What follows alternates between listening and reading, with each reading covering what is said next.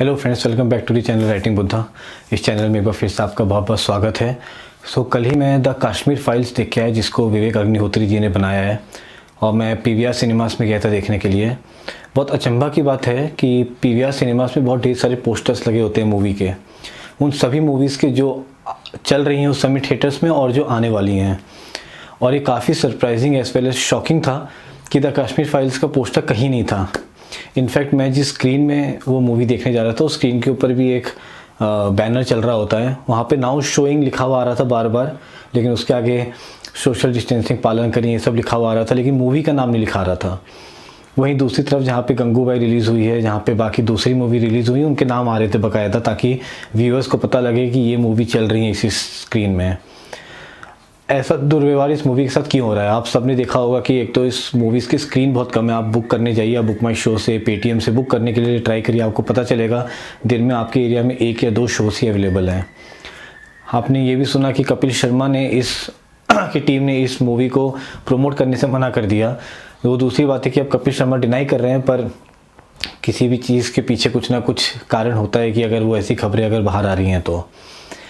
अगर हम लोगों ने आज तक, अगर हम लोग इंडिया की बात करें, सभी धर्मों के बारे में अगर कोई भी मूवी आई, चाहे उसमें मुस्लिम्स के अगेंस्ट कोई एट्रोसिटीज़ दिखाया हो, सिख्स के अगेंस्ट दिखाया हो, किसी भी तरीके के किसी भी समाज के अगेंस्ट अगर कोई भी प्रॉब्लम की बात की गई है, इंडियंस ने, हिंदूज़ ने, सभी ने उसको खुल के सपोर्ट किया है, खुल के देखा है, मूवीज़ को हिट भी बनाया है। चाहे वो माय नेम इज़ खान थी, चाहे वो मुल्क थी, चाहे वो किसी भी तरीके की मूवी हो। इनफैक्ट अगर सिर्फ हिंदुज़म की बात की जाए, हमारे कास्ट सिस्टम के ऊपर अगर कोई भी मूवी बनती है, जैसे कि आर्टिकल 15 बनी थी आयुष्मान खुराना की, उसको भी देख के पूरी तरीके से एक्सेप्ट किया गया है। ओ माय गॉड जैसी मूवीज़ हो जहाँ पे भगवान के अगेंस्ट बात करी हो, या कुछ चीज़ें ऐसी दिखाई हो जो कि सही नहीं है, जैसे पीके है जहाँ पे हिंदुज़म का ही मजाक उड़ाया गया कई जगह पे, फिर भी उसको एक्सेप्ट किया गया, उसको हिट किया गया, वो मूवी सबने देखी, बिल्कुल भी दुर्व्यवहार नहीं हुआ। पर ये बहुत दुख की बात है कि जब एक कश्मीर फाइल्स जैसी मूवी आती है, जो कि कश्मीरी पंडित के अगेंस्ट जो जेनोसाइड हुआ 1990 के आसपास, उसको बिल्कुल नहीं दिखाया जाता। और मैं आपको बताऊं, मेरे पूरे बचपन भर मेरे को ऐसा कुछ पता ही नहीं था, इस हिस्ट्री से मैं बिल्कुल वाकिफ़ ही नहीं था कि कश्मीरी पंडित नाम के भी कुछ लोग हैं और उनके साथ क्या हुआ और वो सही था गलत था। ये मुझे काफ़ी लेटेस्ट पता चला जब मैंने न्यूज़पेपर्स पढ़ना चालू करा, और बीच बीच में कोई ना कोई आर्टिकल्स आते रहे, तब मुझे पता लगा कि कुछ हुआ है था कश्मीरी पंडित्स के अगेंस्ट, लेकिन मुझे क्लियर कट पता नहीं था। आर्टिकल 370 जिसको अभी थोड़े दिन पहले एबॉलिश किया गया था मोदी गवर्नमेंट के अंतर्गत, वो भी मुझे नहीं पता था कि वो चालू कहाँ से हुआ। ये पता था कि हाँ, कश्मीर को एक स्पेशल स्टेटस दिया गया है जो कि हटा दिया गया, लेकिन वो स्पेशल स्टेटस मिला क्यों था, उससे कौन लोग खुश थे उससे किन को फ़ायदा हो रहा था, तब पता चलता है कि वो हमारे भारत ऐसा देश के कितने अगेंस्ट जा रही थी चीज़ें। आज अगर किसी एक समुदाय के ग्रुप ने किसी दूसरे समुदाय के ग्रुप के साथ कुछ गलत किया था, चाहे कभी भी हिस्ट्री में, उसका मतलब ये नहीं है कि हम आज कह रहे हैं कि उसका बदला लिया जाए। हम बस ये कह रहे हैं कि उन सब चीज़ों को याद रखा जाए। आज मैं नहीं कह रहा हूँ कि मुस्लिम्स हमारे दुश्मन हैं, या सिख्स हमारे दुश्मन हैं, या क्रिश्चियन हमारे दुश्मन हैं, या हिंदू हमारे दुश्मन हैं। सबसे बड़ा प्रॉब्लम किसी भी समुदाय का होता है कि उसी के समुदाय वाले लोग जब उसके अगेंस्ट बातें करने लगते हैं। इस मूवी में भी वही दिखाया गया है, जहाँ पे जो मेन कैरेक्टर है, प्रोटैगनिस्ट है, वो ऑल ओवर सडन भूल चुका है उसी के परिवार वालों के साथ इतना गलत हुआ, लेकिन उसको कुछ पता नहीं है और वो दूसरे साइड से बात कर रहा है। जेएनयू यूनिवर्सिटी में क्या होता है, किस तरीके से लोगों को बहकाया जाता है और माइंड वॉश किया जाता है, वो बहुत ही क्लियरली इस मूवी के अंदर दिखाया है।